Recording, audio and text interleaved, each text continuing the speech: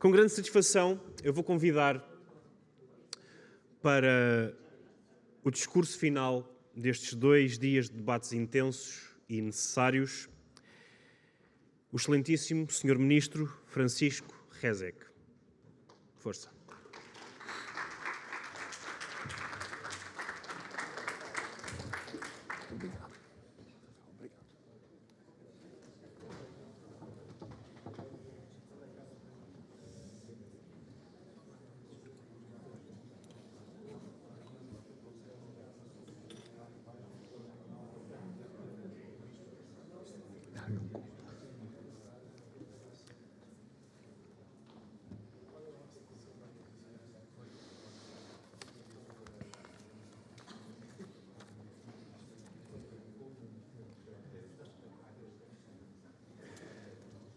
Excelências, senhoras, senhores,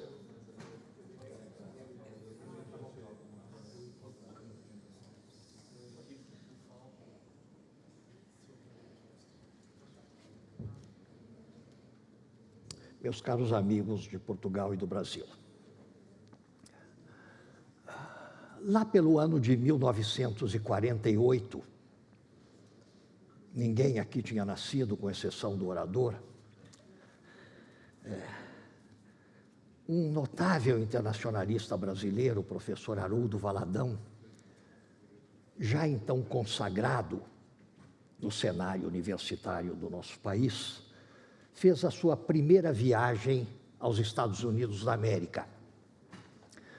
Lá foi ele, a convite da Universidade da Filadélfia, proferir uma conferência, e lá chegando, um diplomata brasileiro incumbido de escoltá-lo, lhe disse, ele preparara uma conferência muito bem elaborada, em bom inglês, e um dos nossos diplomatas, a escoltá-lo, disse: professor, aqui eles têm o hábito de começar qualquer discurso, conferência, qualquer locução, dizendo antes, para animar o ambiente, para alegrar a plateia, um xiste qualquer, uma anedota, um joke, como dizem aqui. É um hábito completamente idiota, mas talvez o senhor devesse considerar a possibilidade de adotá-lo. Haroldo Valadão disse: vou pensar. Quando foi à noite, salão cheio, ele abre a pasta e lê a sua conferência nos melhores moldes do roteiro acadêmico, com saudações, exórdio, desenvolvimento, peroração. Termina, a plateia aplaude. Quando terminam os aplausos, ele tira do bolso do colete um papelucho e diz: now some jokes. E começa a ler algumas piadas brasileiras adaptadas ao inglês, que não sei se foram bem digeridas ou não pelo público da Filadélfia. Esse episódio de Haroldo Valadão me traz à memória um outro internacionalista brasileiro ilustre das gerações jovens de agora, o professor Jorge Fontoura, do Paraná, carreira em Brasília, foi presidente do Tribunal Arbitral do Mercosul. Jorge Fontoura tem o hábito de, nos nossos congressos, pedir sempre para ser o último a falar. Então ele vai lá e assume a tribuna e começa dizendo: meus amigos, eu estou aqui me sentindo como o 8º marido da Elizabeth Taylor, na contingência, no dever de dizer alguma coisa nova, alguma coisa original, a quem já ouviu tudo que é possível ouvir. É mais ou menos a sensação que experimento agora. Foi tamanha a carga de inteligência, de conhecimento, de clarividência e, ao mesmo tempo, de controle do conjunto dos acontecimentos por todos os que ocuparam a tribuna nesses 2 dias, que fica difícil acrescentar alguma coisa. E eu me limito, então, a honrar o compromisso que assumi com o ministro Gilmar Mendes de fazer um comentário final sobre aquilo que ouvimos e sobre aquilo que, enfim, resultará como conclusão deste colóquio. Começamos ontem de manhã com uma sessão gloriosa, em que o ministro de Estado das Minas e Energia nos deu conta, no keynote speech inicial, nos deu conta da solução do caso Mariana, mediante esse acordo generalizado de que participaram tantas autoridades do governo, do Tribunal de Contas da União, e também do Ministério Público, sem dúvida alguma, das partes envolvidas. E aquilo demonstrou que em situações assim é muito mais vantajoso do que buscar o confronto judicial, seja no país, seja lá fora. É muito mais vantajoso tentar uma solução mediante a busca do acordo, honrando até mesmo a história diplomática do Brasil, a história das relações exteriores desta República, precedida por um império também brilhante na condução das suas relações exteriores, visto que nós não temos praticamente um histórico de contencioso internacional.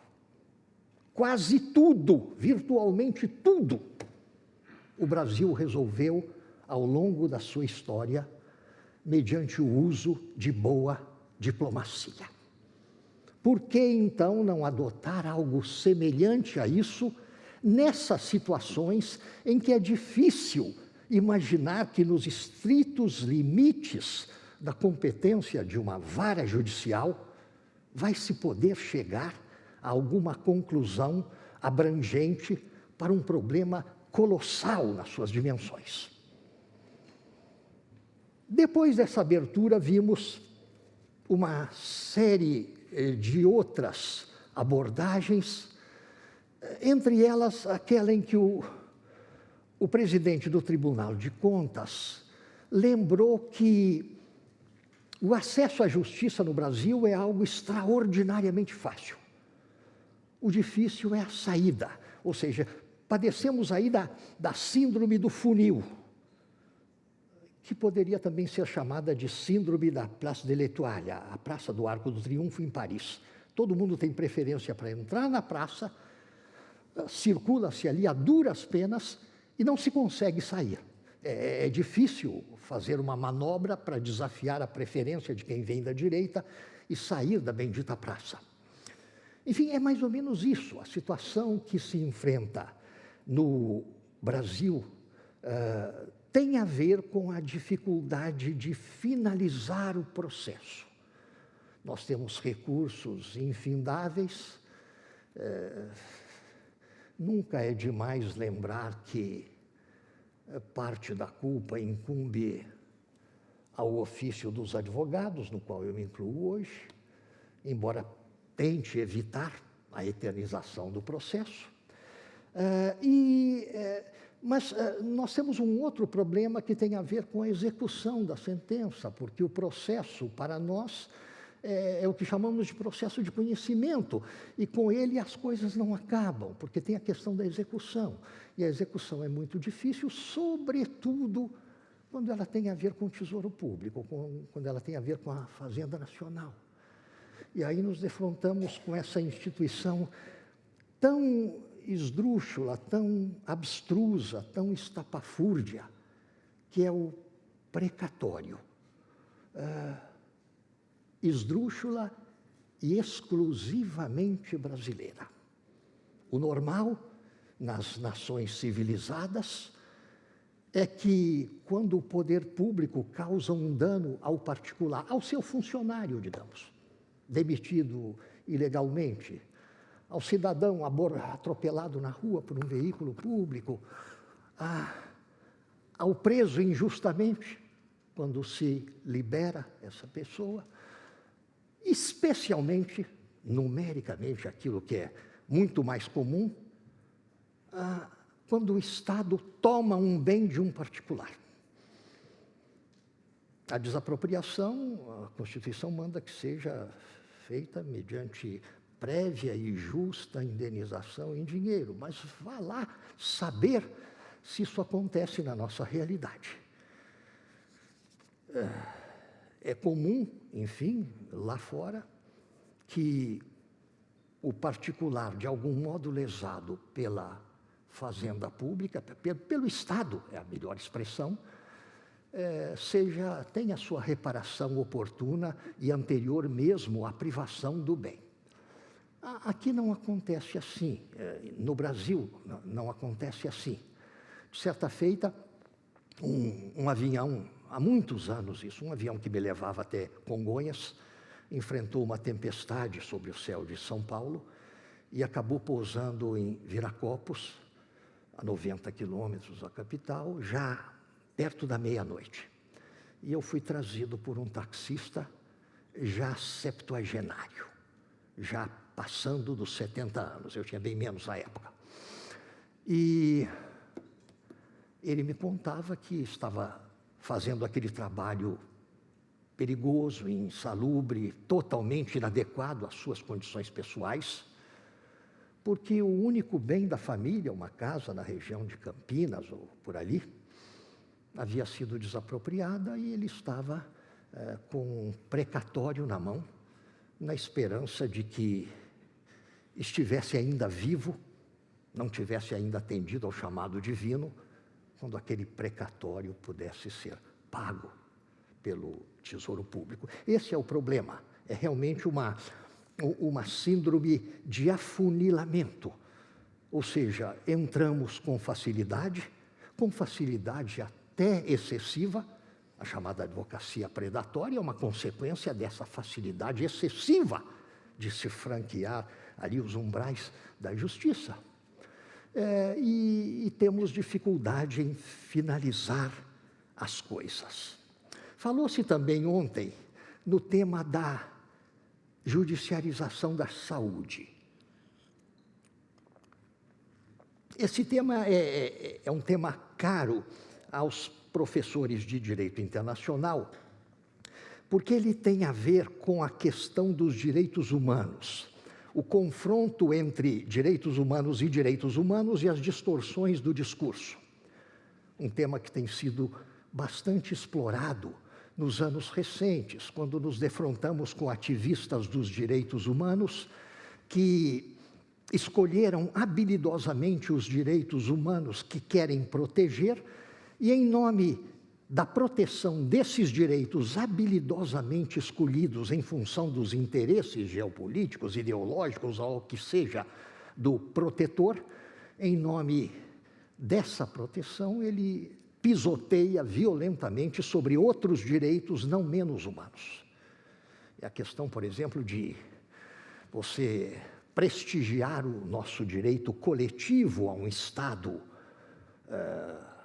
probo, decente, sem corrupção, mas em nome desse ideal, sacrificar os direitos de defesa daquele que um dia é acusado justa ou injustamente que não deveria perdê-los. E um dos temas relacionados com esse confronto é justamente o que tem a ver com a perda de vista dos direitos da coletividade quando se quer atender assodadamente a um direito individual. Fulano de tal, brasileiro, padece de uma doença rara, para a qual existe tratamento no nosso sistema previdenciário.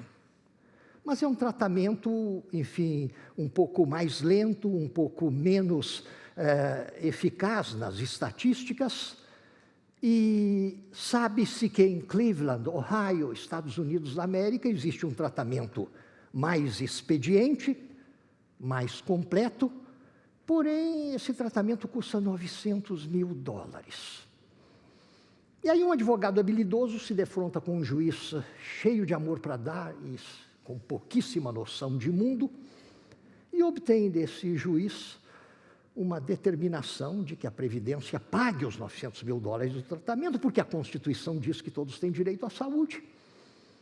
Sob pena de prisão, prenda-se o ministro, prenda-se o diretor da Previdência, prenda-se, não é raro no Brasil dos nossos dias. E aí os 900 mil dólares vão lá custear o tratamento deste honrado brasileiro, merecedor de proteção, sem dúvida, mas por conta do rombo que esse dinheiro vai fazer no tesouro consagrado à saúde, nós veremos toda manhã e toda noite pessoas, às dezenas, desabando das macas, dos corredores dos hospitais. É mais ou menos isso aquilo que enfim, a judicialização da saúde tem trazido como consequência quando não se tem aí um filtro, quando não se faz prevalecer o bom senso e quando não se leva em conta o fato de que o juiz tem que ter, além do seu conhecimento científico do direito, uma boa noção do que é política judiciária e daqueles interesses coletivos a que a justiça deve atender em qualquer caso. Falamos o tempo todo nas class actions, nos processos de massa, nos processos coletivos e na condução desses processos a foros estrangeiros. Uma coisa deve ser dita desde logo com os termos apropriados. Essas ações são mal nascidas pelo bom motivo de que elas começam com uma captação de clientela pelos métodos mais circenses que até hoje já se imaginaram. O client acquisition, que alguns países permitem, mas que no Brasil é formalmente proibido pelo Estatuto da Ordem, que é uma lei federal, e pelo Código de Ética da Advocacia. A captação de clientela por determinados agentes estrangeiros a serviço do direito, com a colaboração de profissionais brasileiros de modesta estatura. Isso aí aconteceu de um modo o mais visível, o mais extravagante. Em Mariana havia carros de som.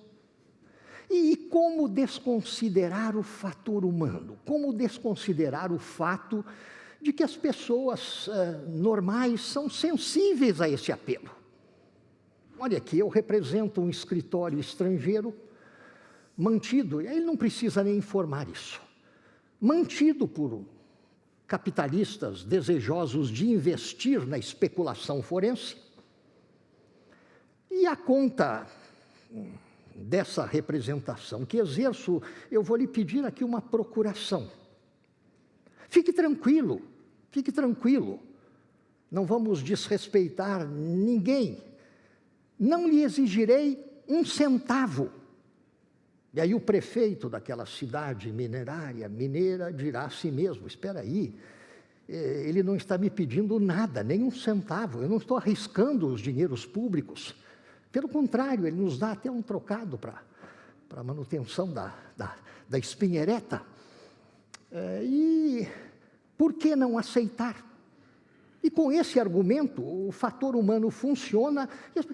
O bispo de Mariana, santo Deus, o sucessor de Dom Luciano Mendes de Almeida, uma das estrelas mais candentes da constelação da hierarquia católica no Brasil, vai também nessa. Por que não? Por que não fazê-lo se ele me diz que tudo que vai pedir lá fora é um plus em relação à modéstia daquilo que conseguirei na justiça do Brasil? Esse é o discurso mais frequente e que foi preciso enfrentar em vários foros europeus, o de que a justiça do Brasil é lenta, como um jabuti, e é avara, e é parcimoniosa demais na dosagem das compensações, na dosagem das indenizações. Nenhum dos dois argumentos, vejam bem, nenhum dos dois argumentos é válido e me parece que isso ficou claro nos 2 dias que se passaram. O ritmo do processo no Brasil, nós temos essa dificuldade de finalização, mas o ritmo do processo de conhecimento no Brasil não é menos intenso do que aquele que se verifica na maioria das nações do hemisfério norte.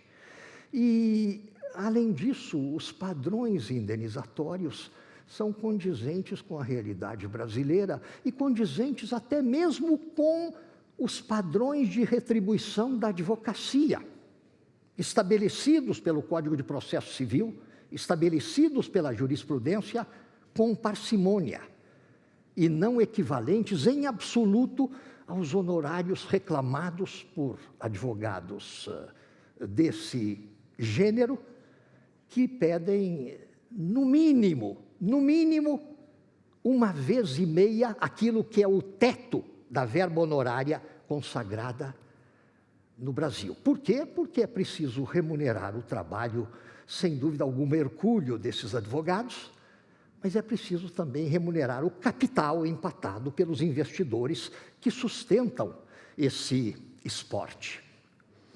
Bom, nós temos aí que considerar que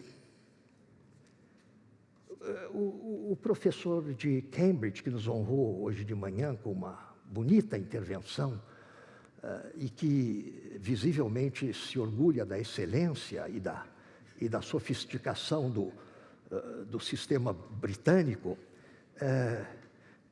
ponderou que nesses casos todos, ninguém lá fora, nem no Foro de Liverpool, nem no de Londres, nem no de Roterdã, nem no de Milão, nem no de Nova York, ninguém lá fora está pondo em dúvida a aplicabilidade da lei brasileira aos casos relacionados com desastres ambientais acontecidos no Brasil.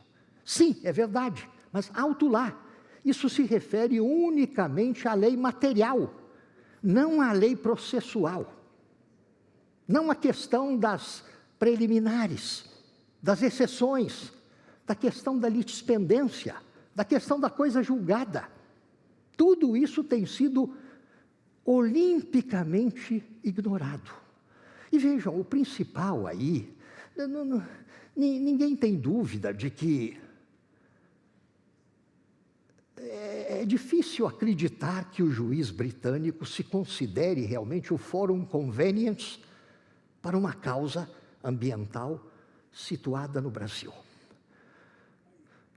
Mas é difícil acreditar também que ele pretenda dar curso ao processo à base unicamente da lei brasileira, cujo conhecimento será levado a ele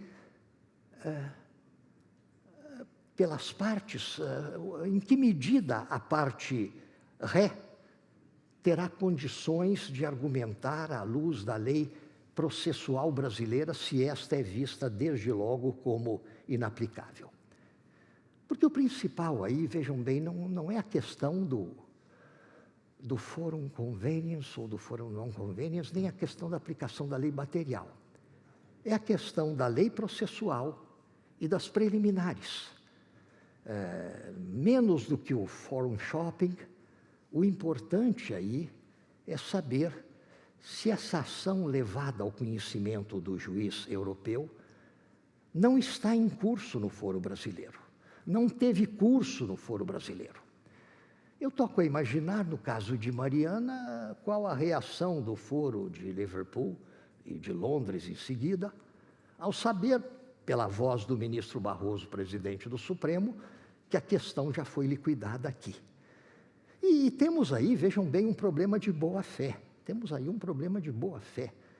Não é a hipossuficiência de boa parte das vítimas que as autoriza à má-fé, que as autoriza ao jogo duplo, que as autoriza a postular alguma coisa aqui, obter alguma coisa aqui e a pleitear a mesma coisa em foro estrangeiro. Eu tenho, enfim, a impressão de que o nosso ministro da Defesa, Raul Jungmann, enfim, bom ministro da Defesa que foi, exemplar na defesa dos interesses nacionais, talvez ele seja um pouco candente demais no seu discurso, mas ele tem toda a razão, todíssima razão, quando lembra que há sim aí um problema de soberania. Vejam só, se o parlamento da Dinamarca ou a Assembleia Legislativa da Califórnia resolve legislar sobre o regime de trabalho dos estivadores do Porto de Paranaguá, isso é ou não é uma tentativa de usurpação da soberania alheia? Se um político no executivo norte-americano, por exemplo, Rudolph Giuliani, um trapalhão que excede até as especificações da média do Partido Republicano, se Rudolph Giuliani, que quando prefeito de Nova York tentou interferir até no funcionamento das Nações Unidas, se ele resolvesse baixar uma portaria abrindo licitações para a drenagem do rio Sapucaí, no sul de Minas. Isso é ou não é uma tentativa absurda, mais do que insolente, da soberania que não lhe pertence? Enfim, uma das bases do direito internacional é essa noção de que cada Estado soberano sabe que os seus poderes não são absolutos, não são ilimitados, porque existem 192 outros igualmente soberanos, convivendo com ele sobre o planeta. Mas sabe, por outro lado, que ninguém tem poderes superiores aos dele. É bem isso. E a soberania significa também que cada Estado soberano tem sobre o seu território a totalidade das competências e sobre os seus nacionais também, ainda que estejam fora do seu território. Então, o Estado exerce com exclusividade, com totalidade, as competências territoriais e as competências pessoais que lhe são próprias.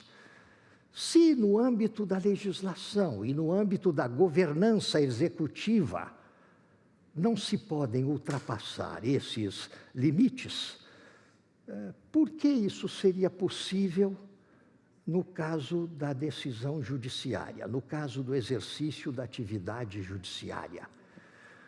Juízes não foram, em princípio, eleitos pelo povo nem para legislar, nem para governar, mas foram investidos legitimamente nessa função que não exige enquadramento político, que se forma à base da competição de mérito, sob o controle dos eleitos pelo povo, representados aí no Senado e em outros cenários. E é esse o tipo de exercício da soberania no seu aspecto judiciário. Então a gente se pergunta, como é possível que vítimas brasileiras de um desastre ecológico acontecido no Brasil possam estar validamente representadas perante um foro estrangeiro que proferirá, vejam bem, que proferirá uma decisão, possivelmente proferirá uma decisão distoante de decisões já tomadas ou na iminência de ser tomadas por autoridades judiciárias brasileiras. Nunca, até 2004, quando exerceu essa competência, o Supremo Tribunal Federal esteve perto sequer de homologar, não foi provocado a homologar por nenhum atrevido alguma sentença estrangeira desse teor. Não me parece absolutamente crível ou possível que o Superior Tribunal de Justiça homologue uma sentença. E todos eles sabem disso. Todos eles estão fartos de saber que sentenças dessa natureza são absolutamente inhomologáveis no Brasil. Mas, em que se aposta aí? Nos bens disponíveis no foro europeu, no foro norte-americano do réu. E o réu aí é uma empresa associada a uma empresa brasileira, ou é uma subsidiária de uma empresa brasileira. Às vezes nem isso. Num caso recente, envolvendo a produtora de laranjas, Cutrale, o Foro de Londres, depois de declarar que se sabia totalmente inconveniente para julgar aquele caso, disse, entretanto, mas eu não sou o Forum Convenience, mas eu não posso recusar a jurisdição à luz dos critérios aqui da União, não sei se da União Europeia, se da Zona Schengen, não sei o que ele invocou para dizer que exerceria a sua jurisdição, porque um dos sócios da empresa ré, potencialmente ré, tinha um domicílio de inverno num certo ponto da Suíça. A Suíça que nem é membro da União Europeia. Enfim, um gancho assim puxa-se para sustentar a tese de que o juiz, em alguns casos, à luz do sistema a que ele obedece, não está autorizado sequer a recusar jurisdição, a reconhecer a sua inconveniência como foro. E aí, vejam bem, neste caso, Cutrale, parece que a única razão de o juiz levar isso adiante é a potencial execução sobre o tal imóvel que um sócio da empresa teria em território suíço. E aí, se dissermos, mas essa associação aí é meio forçada, talvez ele respondesse, não, mas a Justiça do Trabalho lá de vocês não faz coisas semelhantes? Desconsideração da personalidade jurídica por aqui, grupo econômico por ali, etc. Enfim, os valores que eu estou adotando, aquilo que a minha cabeça e a minha consciência estão seguindo aí como caminho político-jurídico, é algo que os brasileiros não podem dizer que desconhecem. Porque nós temos, enfim, o uso constante desse tipo de argumentação, pelo menos no âmbito da Justiça do Trabalho do Brasil. Bom, temos aí sim uma questão relativa à soberania nacional. Estamos protegidos porque sabemos que decisões desse tipo não vingam no Brasil.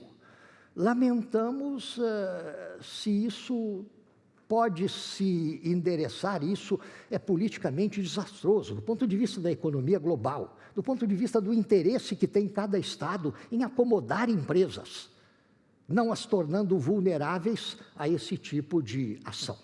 Não as tornando... Eu me pergunto se a BHP Billiton, por exemplo, que é originalmente australiana, teria se organizado na Grã-Bretanha se soubesse que isso serviria um dia para torná-la vulnerável a uma class action endereçada enfim, encaminhada para o escritório representativo de uma coletividade brasileira havendo sofrido um dano. Enfim, não tenho como tranquilizá-los sobre as coisas, a não ser por esse fato. A Justiça do Brasil toma o caminho correto, ela o faz não com independência e exclusividade, que nesse caso não seriam úteis, mas com a colaboração de entidades governamentais, do Ministério Público e do próprio Tribunal de Contas, e isso tudo culminando sempre num acordo diplomaticamente bem organizado e homologado pelo presidente do Supremo Tribunal Federal. Em situações assim, enfim, quereríamos, em todo caso, que tantas pessoas não se vissem aí embaladas numa ilusão de ganhos maiores e não cedessem em função do fator humano a essa ilusão, a esse sonho, sobretudo porque a motivação de quem patrocina esse mecanismo é a busca do lucro, é a busca da captação dos ganhos do capital investido por aqueles que financiam esse tipo de processo. Não é nada de humanitário. A imprensa embarca muitas vezes nessa canoa mais do que furada. Não se trata aí de um sentimento humanitário como aquele que terá motivado autoridades civis e eclesiásticas da região ferrífera de Minas Gerais a ceder a essa tentação. No mais, eu queria dizer que foi um prazer extraordinário conviver aqui com tantas pessoas, amigas de muitos anos, tantas pessoas. Gilmar Mendes foi o orador de uma das turmas que paraninfei na UNB. Paulo Gustavo Goné Branco foi também meu paraninfado e mal completava 21 anos recrutado para assessor do ministro do Supremo na época, e tantos outros, meus amigos Noronha e Campbell, os meus amigos Eduardo Jorge e tantos outros que aqui encontro, Grace Mendonça, essa diva do direito brasileiro, Elizabeth Ascioli, que nos veio ver neste último momento, essas meninas não menos divas que organizaram o evento, né? E, enfim, a sintonia que se estabeleceu entre os diversos oradores, com vertentes as mais variadas, com ideias as mais ricas e também variadas, mas em nome de um mesmo ideário, embora em nome de um mesmo objetivo. Isso nos relembra a nunca suficientemente decantada grandeza da civilização luso-brasileira. Isso nos lembra o verso de Luís de Camões, que servia como epígrafe do Correio Brasiliense. Na quarta parte nova, os campos ara, e se mais mundo houvera, lá chegara. É isso. E se mais mundo houvera, lá chegara. Muito obrigado.